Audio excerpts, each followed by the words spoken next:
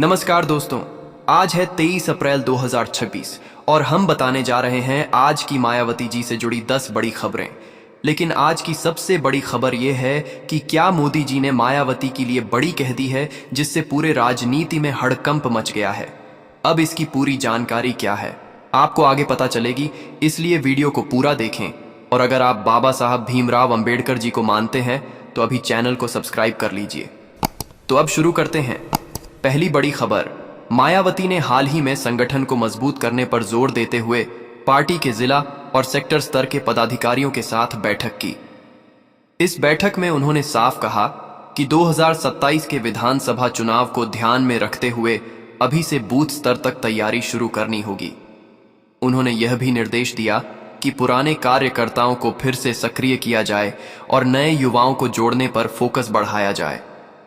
सूत्रों के मुताबिक उन्होंने पार्टी में अनुशासन बनाए रखने और गुटबाजी से दूर रहने की सख्त चेतावनी भी दी।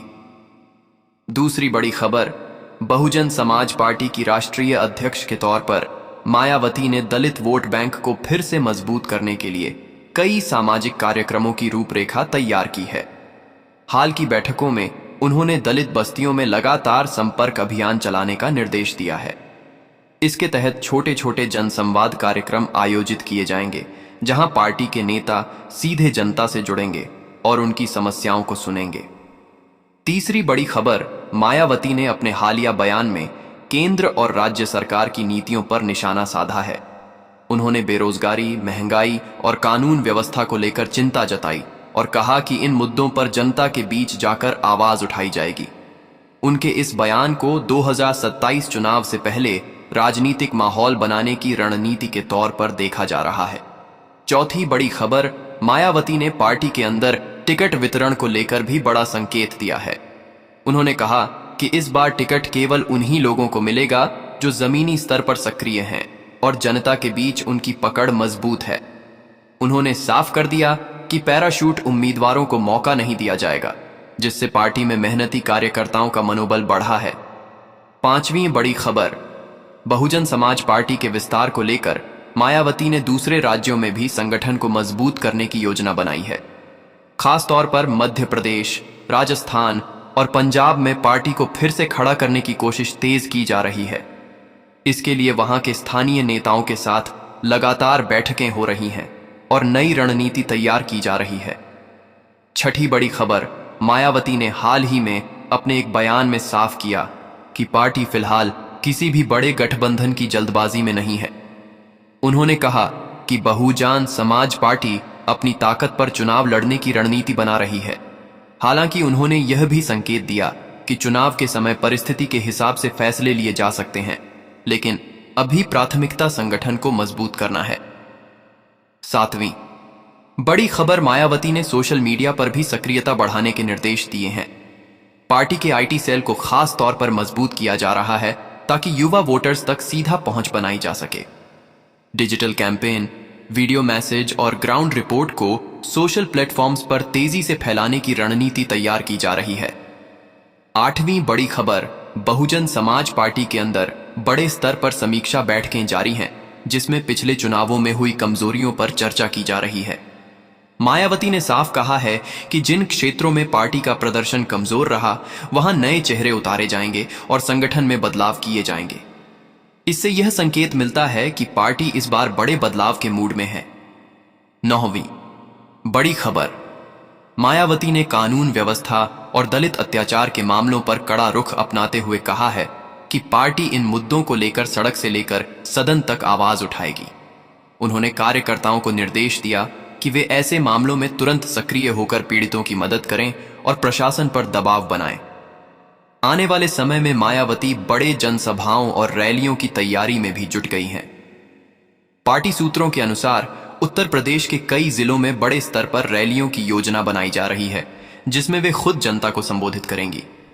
इन रैलियों के जरिए पार्टी 2027 चुनाव के लिए माहौल तैयार करने की कोशिश करेगी। 10वीं आखिरी और अहम खबर, देश की राजनीति में एक ऐसा दौर चल रहा है जहां हर दिन कुछ नया देखने को मिल रहा है। बयान बदल रहे हैं, समीकरण बदल रहे हैं और सबसे बड़ी बात, नेताओं के इशारे भी अब सीधे नहीं बल्कि संकेतों में समझे जा रहे हैं। और इसी बीच एक ऐसी चर्चा ने सियासी गलियारों में हलचल मचा दी है जिसने हर किसी को सोचने पर मजबूर कर दिया है। चर्चा ये कि क्या देश की राजनीति में कोई बड़ा बदलाव आने वाला है? क्या वो नाम जो सालों से यूपी की राजनीति का केंद्र रहा, अब देश की सबसे बड़ी कुर्सी तक पहुंच सकता है? और इस चर्चा के केंद्र में दो बड़े नाम हैं। एक तरफ देश के प्रधानमंत्री नरेंद्र मोदी और दूसरी तरफ बहुजन राजनीति की सबसे मजबूत आवाज मायावती। अब सवाल उठता है कि आखिर ऐसी चर्चा शुरू क्यों हुई? आखिर ऐसा क्या हुआ कि लोग ये कहने लगे कि मोदी जी ने मायावती को लेकर कोई बड़ा संकेत दे दिया है?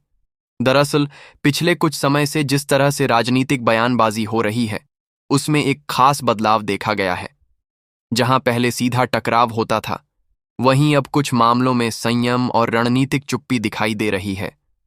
राजनीतिक जानकार मानते हैं कि ये चुप्पी भी एक तरह का संदेश होती है।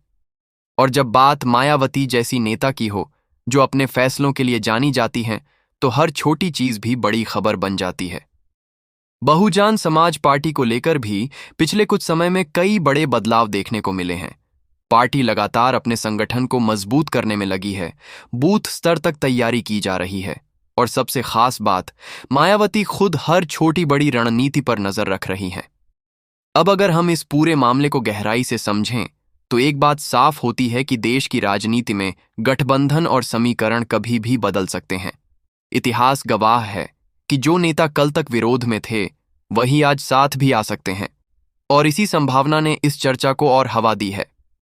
कुछ राजनीतिक विश्लेषकों का मानना है कि अगर भविष्य में कोई बड़ा राजनीतिक समीकरण बनता है, तो उसमें मायावती एक अहम भूमिका निभा सकती है। उनकी पकड़ दलित वोट बैंक पर मजबूत मानी जाती है, और यही वजह है कि हर बड़ी पार्टी उनके साथ आने या उनके समर्थन की संभावनाओं पर नजर रखती है। लेकिन यहां एक और पहलू भी है। मायावती हमेशा से अपनी स्वतंत्र राजनीति के लिए जानी जाती हैं। उन्होंने कई बार साफ कहा है कि उनकी पार्टी अपने दम पर चुनाव लड़ने की क्षमता रखती है। ऐसे में ये सवाल भी उठता है कि क्या वो किसी बड़े गठबंधन का हिस्सा बनेंगी या फिर अपनी अलग राह पर ही आगे बढ़ेंगी। इसी बीच कुछ बयानों को लेकर भी चर्चा तेज हुई, जहां सीधे तौर पर कुछ नहीं कहा गया, लेकिन राजनीतिक भाषा में दिए गए संकेतों को लोग अलग अलग तरीके से समझने लगे। और यहीं से ये चर्चा शुरू हुई कि क्या भविष्य में कोई बड़ा बदलाव देखने को मिल सकता है। अब अगर हम जनता की बात करें, तो जमीन पर भी एक अलग ही माहौल देखने को मिल रहा है।